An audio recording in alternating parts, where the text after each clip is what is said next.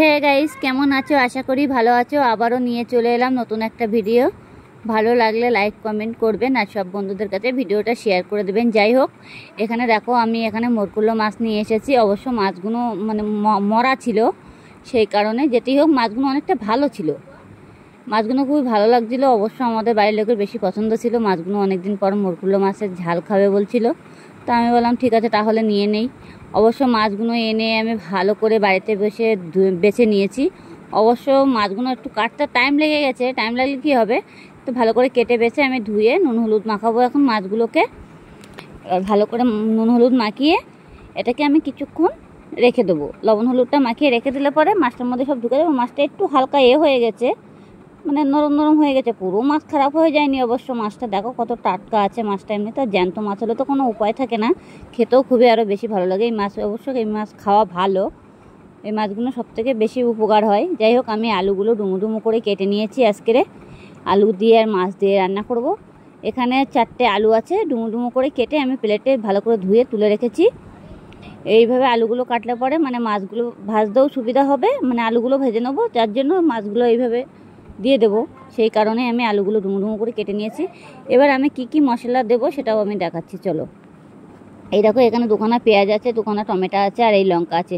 অবশ্যই এতগুলো লঙ্কা দেখে ভয় পাবেন না, কিন্তু এক ফুটাও ঝাল নেই এই লঙ্কাগুলো। তো মনে হচ্ছে কি যেন একদম ফালতু লঙ্কা। যাই হোক, এই রসুনগুলো আমি দেবো এই মাছের ভিতরে। এই যে রসুনগুলো এখন ভালো করে থেতো করে নেবো। অবশ্য আমি আজকে খোসাই ফেলবো না, রসুনে একটাও থেতো করে দেবো। দিয়ে তার আগে আমি কড়াই বসিয়ে দিয়েছি, দেখতেই পাচ্ছ।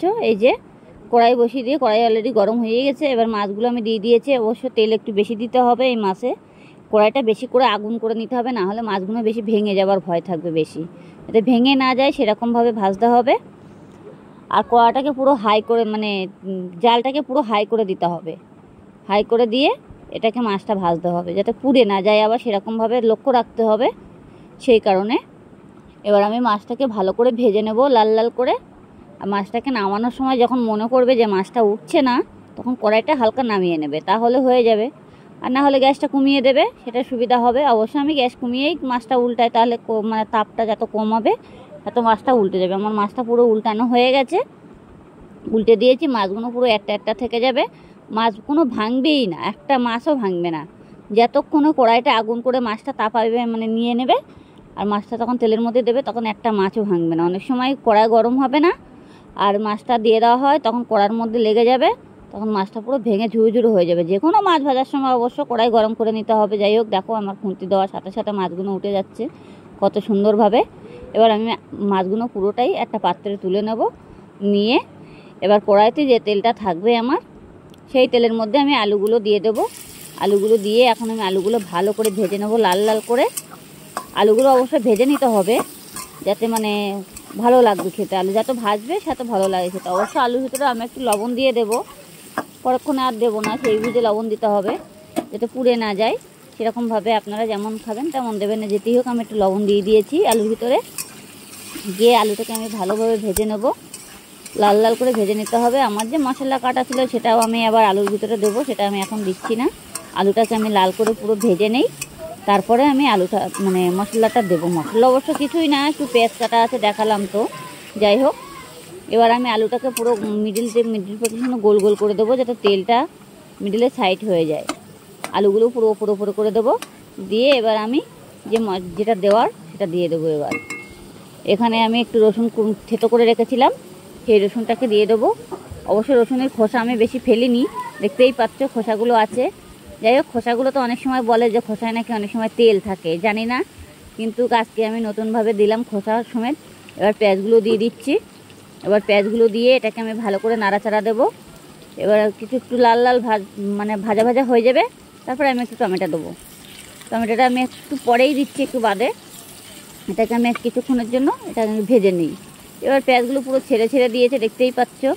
এই যে এবার বাকি যে টমেটোটা দেওয়ার ছিল সেটাও আমি দেবো। তার আগে যেমন মশলাটা দিতে হবে, যেটুকু মশলা দেবো সেটাও আমি দেখাচ্ছি, চলো।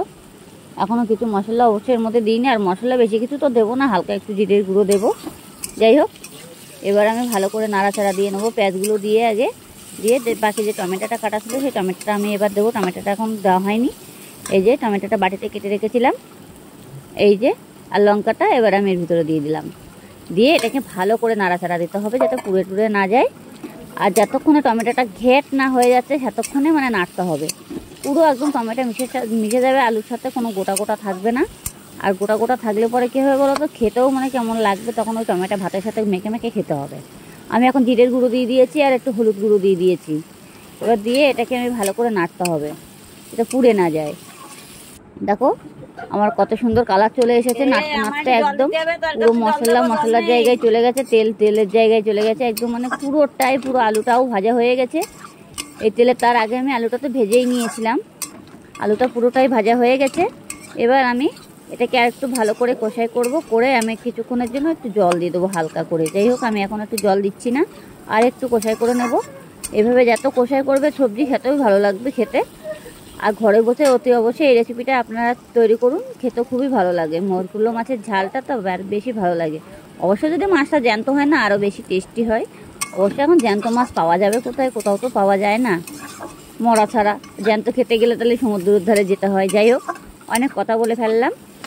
এবার আমি ভালো করে সবজিটা, দেখতেই পাচ্ছ কত সুন্দর কালার চলে এসেছে, একদম পুরো মেশে গেছে। মনে হচ্ছে কি এখনও মনে হয় নামিয়ে নেই, এরকম মনে হচ্ছে। যাই হোক, আমি একটু পাতিয়ে দেবো আর একটু হালকা। আর লঙ্কাগুলো এক ফোঁটা ঝাল নেই, এত লঙ্কা কম দাম, আর মানে লঙ্কা ঝাল নেই, সব পুরো জালি লঙ্কা সব তুলে তুলে বিক্রি করছে। এক ফোঁটা লঙ্কা ঝাল নেই, লঙ্কা বেশি দিলে আবার লাগে তিতো। অবশ্য আমাদের বাড়িতে লঙ্কা কেউই খেতে পারে না, লঙ্কা খেলে এমনি কান মুখ ধোঁয়ার মতন জলে। যেবার একটু জল দিয়ে দেবো তরকারির ভিতরে, জল দিয়ে এবার আমি কিছুক্ষণের জন্য ঢেকে দেবো। যাই হোক, আমার জলটা অলরেডি দেওয়া হয়ে গেছে। এবার ভালো করে নেড়ে চেড়ে খুন্তি দিয়ে এবার কিছুক্ষণের জন্য এটা আমি ঢেকে দেবো, যতক্ষণে ফুটে না উঠছে। মাছটা আমি দিতে পারছি না, ফুটে উঠলে মাছটা আমি দিয়ে দেবো। যাই হোক, এবার দেখো মাছগুলো আমি কত সুন্দরভাবে ভেজে রেখেছিলাম, একটা একটা হয়ে গেছিলো। এই দেখো একদম একটা মাছও ভাঙিনি, কিন্তু দেখতেই পাচ্ছ কত সুন্দরভাবে ভেজে নিয়েছি আমি। এরকমভাবে একটু ছেঁকা তেলে ভাজলে পরে মাছগুলো একটা মাছও ভাঙে না। অবশ্য কড়াই গরম রাখলে পরে একটা মাছ লাগে না কড়ার ভিতরে। যাই হোক, আমার তরকারিটা অলরেডি ফুটে উঠেছে। এই দেখো কত সুন্দর কালার চলে এসেছে। আর এমনি কি বলতো, তরকারিটা যতক্ষণে ফুটে উঠেছে এবার আমি মাছটা ঢেলে দেবো, যাতে বাইরে না পড়ে যায়। আস্তে আস্তে দিয়ে দিতে হবে। আপনারা চাইলে হাত দিয়েও দিতে পারো, অসুবিধা নেই। প্লেট ঢেলে দিচ্ছি আমি এখন। আর হাত দিয়ে দিলে পরে অনেক সময় গায়ে লাগার ভয় থাকে। আমি অবশ্য খুন্তি দিয়ে একটা একটা করে মাছগুলো পুরো ঝোলের মধ্যে বসিয়ে দেবো, দিয়ে আবারও কিছুক্ষণের জন্য আমি এটাকে ঢেকে দেবো। ঢেকে দিয়ে পুরো মাছটার ঝোল একদম পুরো বসা বসা হয়ে যাবে। আর খেতেও খুবই স্বাদ হয় এইভাবে মাছগুলো। যাই হোক, আমার তরকারিটা অলরেডি ফুটেও গেছে। দেখো ঝোলটাও কমে গেছে, কত সুন্দর কালারও চলে এসেছে। আলুগুলো গোটা গোটা, মানে ডুমু ডুমু কেটেছিলাম সেভাবে গোটা গোটাই রয়েছে, একটা আলু ভাঙিনি। আর এইভাবে না ভাঙলে পরে ভাতের সাথে খেতেও খুব টেস্টি হয়। দেখতেই পাচ্ছ আমার তরকারিটা অলরেডি হয়েও গেছে। এবার আমি গ্যাসটাকে একটু কমিয়ে দেব। দেখলাম এবার ঝোলটা নেই, একদম অল্প অল্প হালকা হালকা ঝোল আছে। এরকম ঝোলে ভাত খাওয়া হয়ে যাবে। ভালো লাগলে লাইক কমেন্ট করবেন, আর সব বন্ধুদের কাছে ভিডিওটা শেয়ার করে দেবেন।